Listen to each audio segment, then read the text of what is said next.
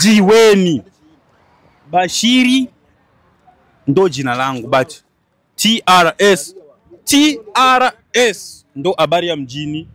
The real Sadik. Hapa niko na washikaji wangu. Washikaji kabisa kindaki. Mwanangu vipi? Poa. Nzima. Ya shwage.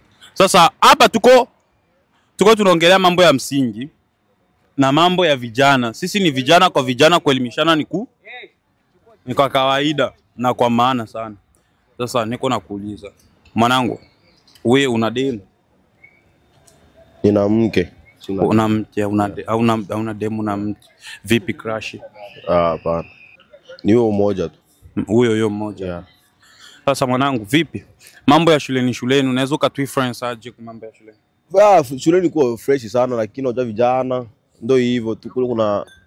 Kuna nani sana, kuna vinywaji ya kila aina, kuna pombe, kuna nini, lakini sitaki. Ni shuleni kuna pombe? Mwanangu kule. Ni shule gani yenyewe ulikuwa unasoma? Nilikuwa nasoma nani? Ungali unasoma au ushaga? Nilikuwa nasoma, mwaka ndio nimaliza. Sasa ushaga kwa na mke na ulikuwa unasoma? Sasa ndio hivyo. Nilikuwa nasoma, nafanya kazi hivyo mwanangu. Nilikuwa pambana kwa familia, ndio nishaoa. Familia. Una mke? Nina mke. Mtoto bado. Sasa familia gani yenyewe ulikuwa nayo? Familia nina mama. Na si familia. Kijana kwenu?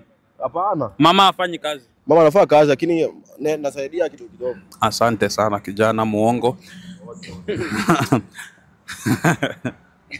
Haya, vipi? Poa. Sasa mwanaitu sisi, hii hapa ni story ambayo inatakiwa ikuongelewe sana. Mwanangu, mimi nasikia wewe unasumbuliwa. Hapana. Au sumbuliwi? Yeah. Nasikia tu ulikuwa na demu wako. Kwanza demu wake ndo nani? Sijui ulizie. Mimi sina demu.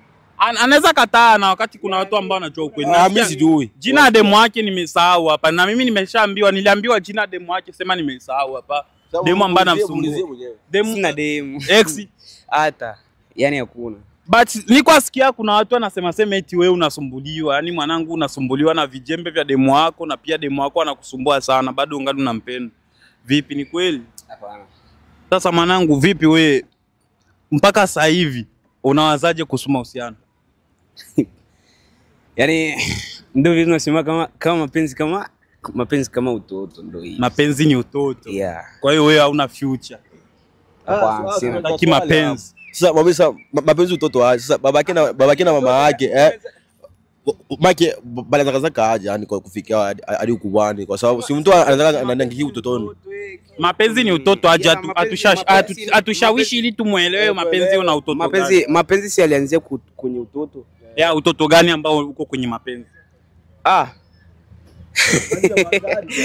Mapenzi ni utoto tu. Utoto gani ambao uko kwenye mapenzi ambao we umeona kabisa huwa hauwezi ukalingana nao? Yaani kama vile nakwambia, mapenzi kama utoto.